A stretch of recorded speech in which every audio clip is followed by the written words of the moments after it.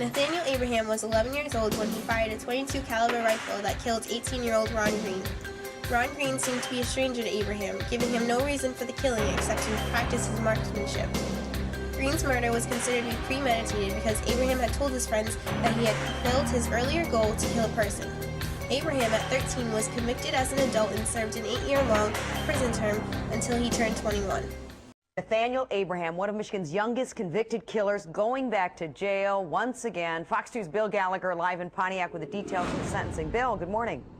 Good morning, Lila. Nathaniel Abraham got a 4 to 20-year sentence after pleading guilty to felony drug possession. Abraham, you'll recall, was 11 years old when he was charged as an adult with murder. He shot and killed 18-year-old Ronnie Green in Pontiac.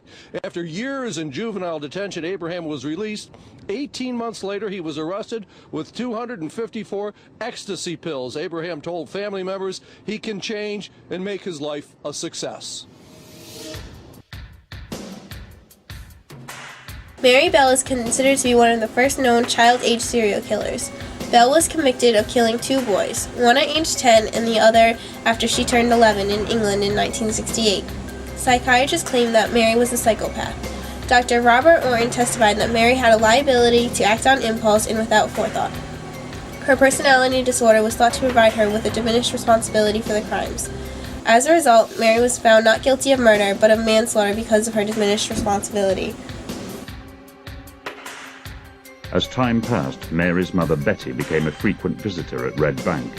Behind the smiles of the mother and daughter lay an anguished relationship of guilt and resentment.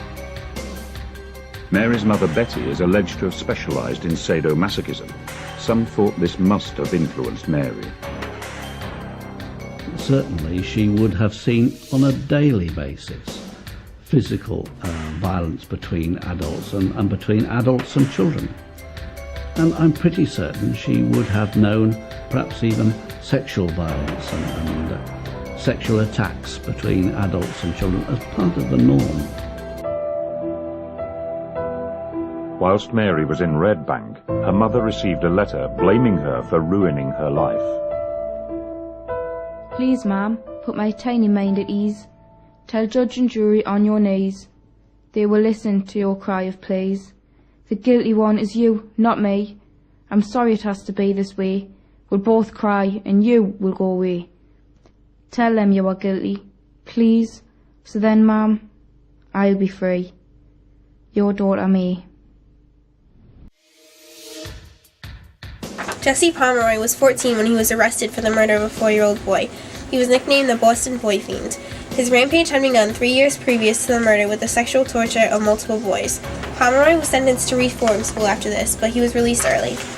Soon after, he mutilated and killed a 10-year-old girl. A month after that is when he got his hands on 4-year-old Horace Mullen.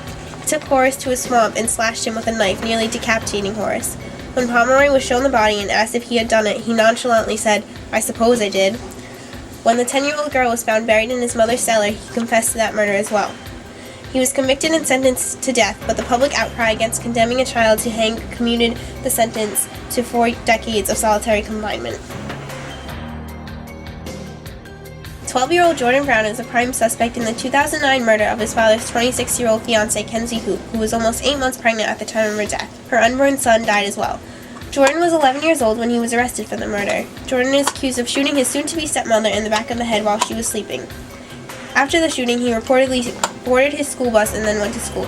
Kenzie's 4-year-old daughter found her body. Brown's father describes him as a happy-go-lucky kid.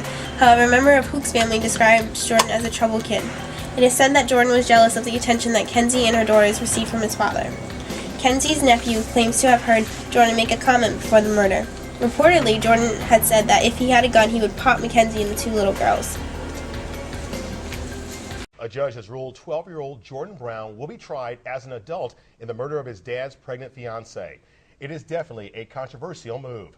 Good evening. I'm Andrew Stockey. I'm Wendy Bell. Kenzie Hauk was shot in the back of the head as she slept. Tonight, her father is talking about the decision to try Jordan Brown as an adult. Channel 4 Action News reporter Bob Mayo live in Lawrence County tonight. Bob.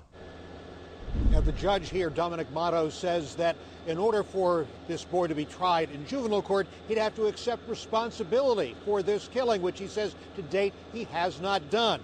That means come May, when other kids are thinking about summer vacation approaching, Jordan Brown will be standing trial for the death of his mother-to-be. The judge says 12-year-old Jordan Brown will be tried as an adult because the boy is not likely to be rehabilitated by the juvenile court system in the 9 years before he turns 21. Victim, Kenzie Houck's father, Jack Houck, welcomes the ruling. If he admits the crime, and then, they're saying he could be possibly rehabilitated, but since he's not admitting to it, then this is why I think Judge Mato made his decision.